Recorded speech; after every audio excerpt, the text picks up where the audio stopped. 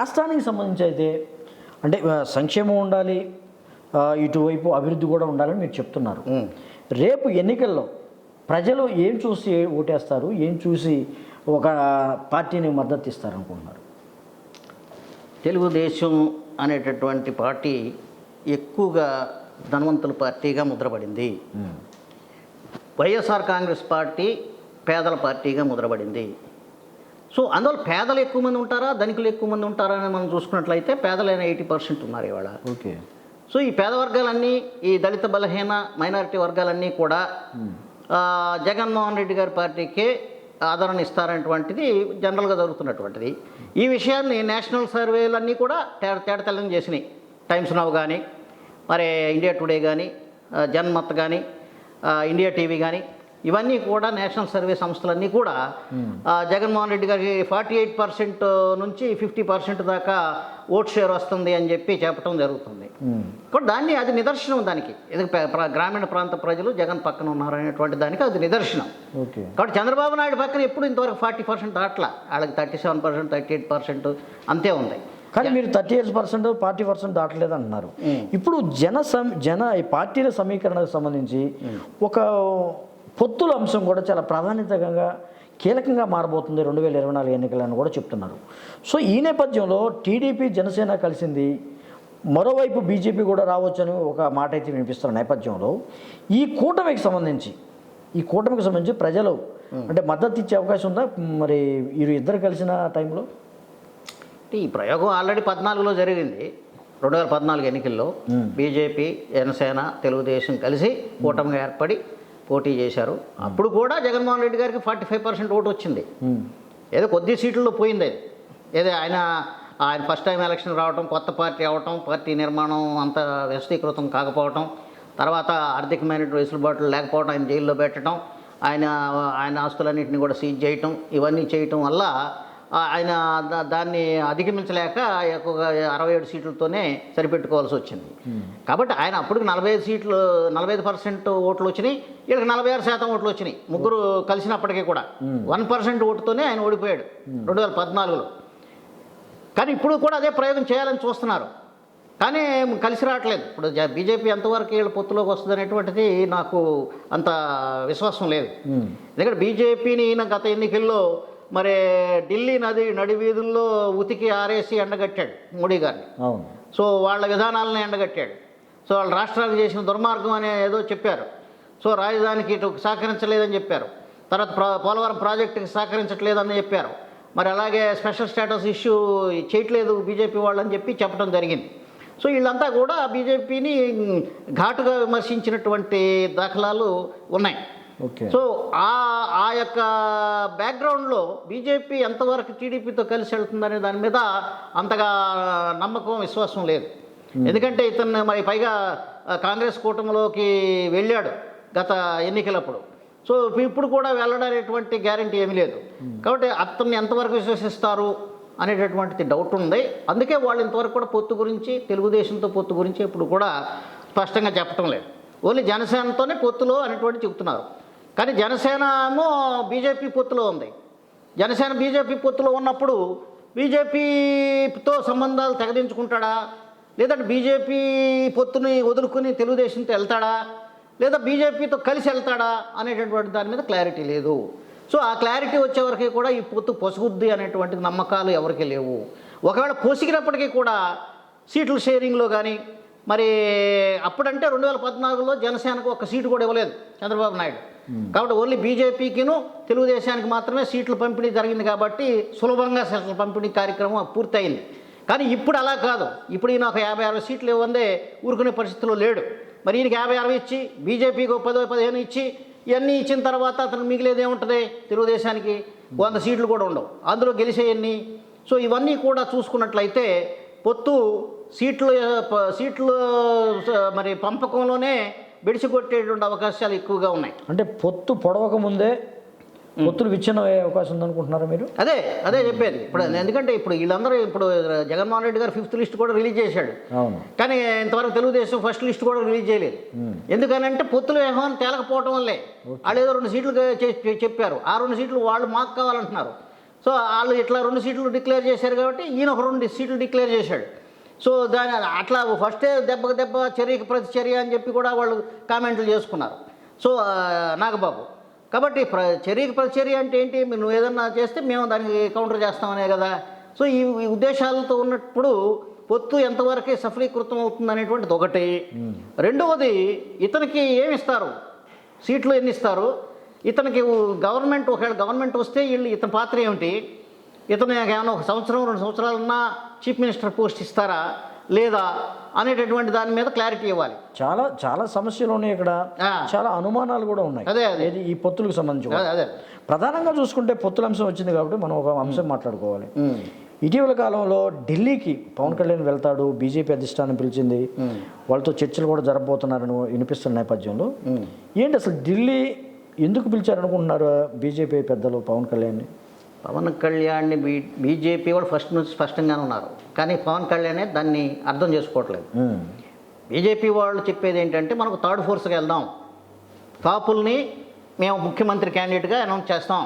ఇప్పుడు వరకు కమ్మవారు రెడ్డివారు ఉన్నారు కాబట్టి మీరు ఈసారి మేము కాపుల్ని ఒక సీఎం క్యాండిడేట్గా మేము అనౌన్స్ చేస్తున్నాం, కాబట్టి నువ్వే మాకు సీఎం క్యాండిడేట్వి, ఓకే, నువ్వు మా కూటమిలో ఉన్నావు కాబట్టి నువ్వు ఒక థర్డ్ ఫోర్స్గా వెళ్ళాలి అనేటువంటి ఉద్దేశంతో వాళ్ళు ఉన్నారు.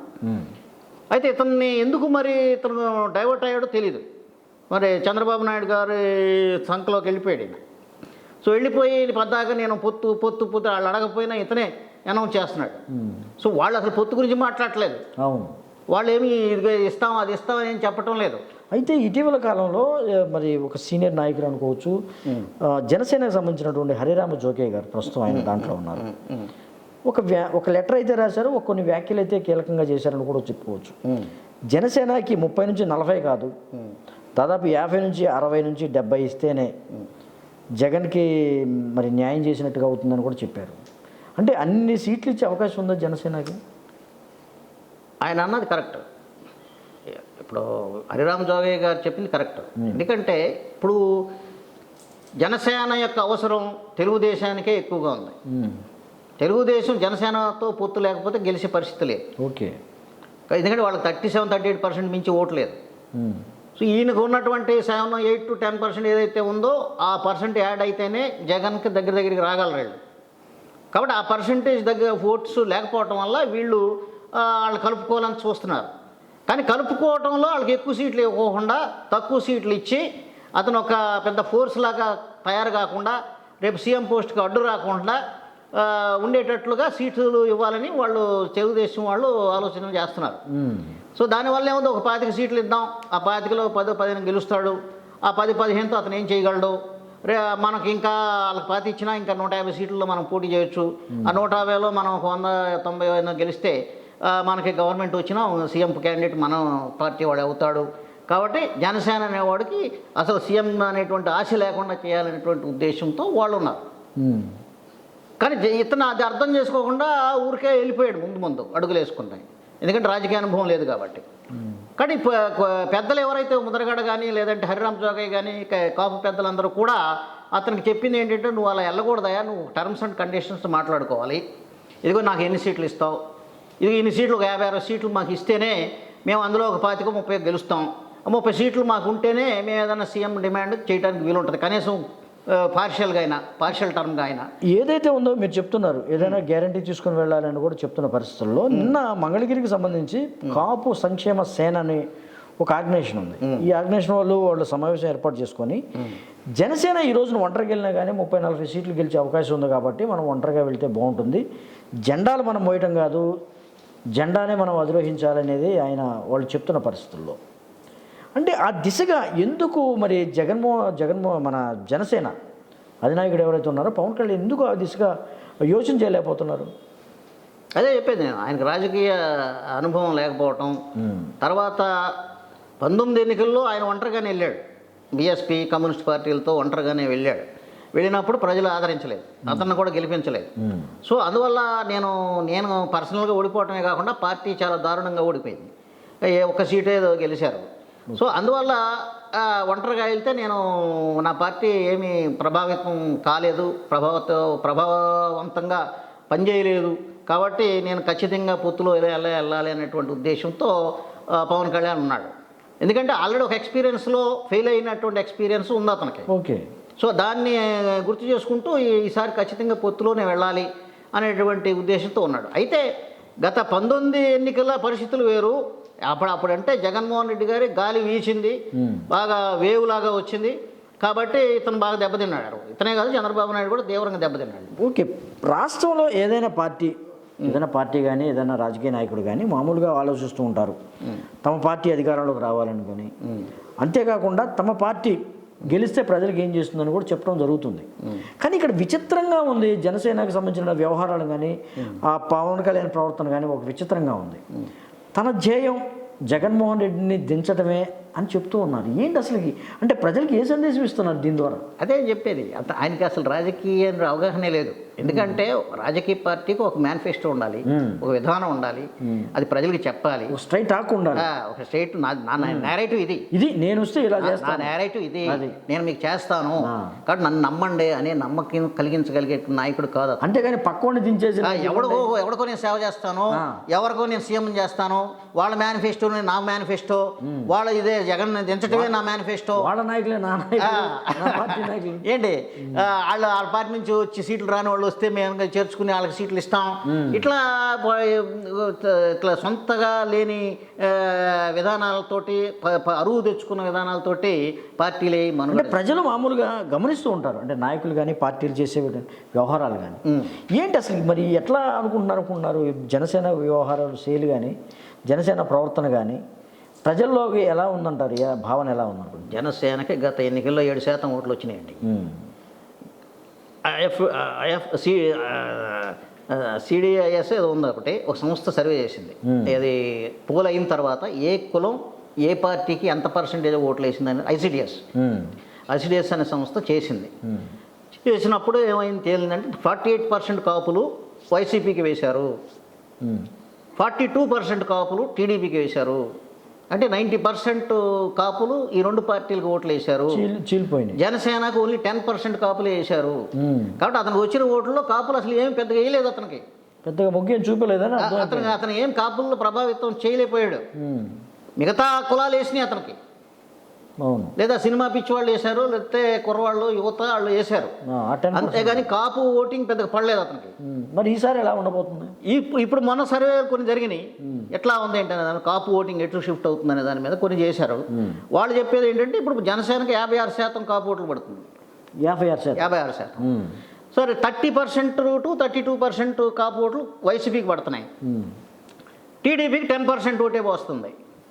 గత ఎన్నికల్లో 42% వచ్చినటువంటి కాపు ఓటింగ్ ఇప్పుడు టీడీపీకి తగ్గిపోయి జనసేనకు కలిసింది. మరి మీరు చెప్పిన లెక్క ప్రకారం అయితే ఇప్పుడు టీడీపీకి జనసేనకి మధ్య పొత్తుంది కాబట్టి అప్పుడు 69-70 వెళ్ళిపోద్దిగా. 69 ఎక్కడ వెళ్తుంది? ఇప్పుడు ఇక్కడ 42% కాపులు ఇతనికి గత ఎన్నికలు వేసిన వాళ్ళు ఇప్పుడు 10% వేస్తున్నారు. అంటే 32% ఓట్లు జనసేనకి వెళ్ళిపోయినాయి. సో జనసేనకి వీళ్ళ ఓట్లే వెళ్ళినాయి కానీ వైసీపీ ఓట్లు వెళ్ళలేదు. అక్కడ తెలుగుదేశం ఓటే జనసేనకు పెరిగింది. అదేలేండి. ఓకే ఏంటి, కాబట్టి వీళ్ళకి పెరిగినా మొత్తం కలిపితే అదే ఉంటుంది కానీ ఈ వైసీపీ ఓట్లు తగ్గించలేరు కదా. ఓకే. సో అందువల్ల వాళ్ళకి పెద్ద ఏదో వీళ్ళ దగ్గర వాళ్ళకి పెరిగింది, అంతేగాని ఓవరాల్గా పెరగల. ఓకే, చెప్పండి, చివరిగా చెప్పండి. ఈ ఎన్నికల్లో మరి జనసేన టీడీపీ పొత్తుతో వస్తుంది, మరి నేను ఒంటరిగా వస్తానని జగన్ అంటున్నాడు. ఏంటి, ఏం జరగబోతుంది, ఏ పార్టీ విన్ అవ్వబోతుంది అనుకుంటున్నారు మీ భావనలో? నా భావనలో అయితే పొత్తు వాళ్ళిద్దరి మధ్యలో ఉంటే ఖచ్చితంగా వైసీపీ గెలుస్తుంది. ఎందుకంటే వైసీపీకి 48 తగ్గట్లా, ఏ సర్వే చూసినా 48 అబవ్ ఉంటుంది percentage voting total percent. 48 to 50 మధ్యలో చెప్తున్నారు. కొందరు 50 ఇచ్చారు, కొందరు 49, కొందరు 48 తక్కువ ఎవరు ఇవ్వట్లా ఏంటి. సో 48%లో ఉన్నారు వాళ్ళు. వీళ్ళకి 48 లేదు ఇక్కడ.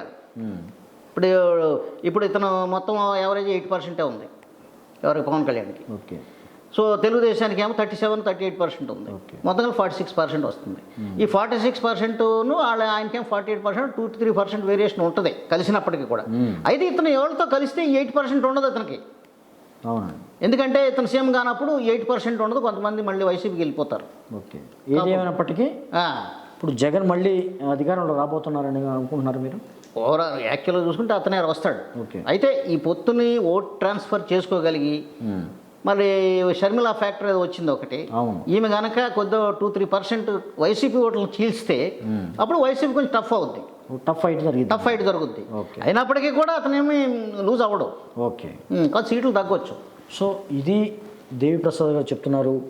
ఏది ఏమైనప్పటికీ 2024లో ఖచ్చితంగా ప్రజలు ఓటర్లు అయితే ఖచ్చితంగా జగన్ వైపే ఉంటారు. అంతేకాకుండా ఈ షర్మిల ఫ్యాక్టరీ కానీ లేకపోతే జనసేన టీడీపీ వాళ్ళ పొత్తులో కలిసి వచ్చినా కానీ ఫలితం మాత్రం జగన్కే ఉంటుంది. ఖచ్చితంగా ఈసారి మళ్ళీ అధికారంలో రాబోతున్నారు జగన్ అని కూడా దేవిప్రసాద్ గారు చెప్తున్న పరిస్థితి చూస్తున్నాము. చాలా చక్కటి విశ్లేషణ అండి. నమస్కారం. నమస్కారం.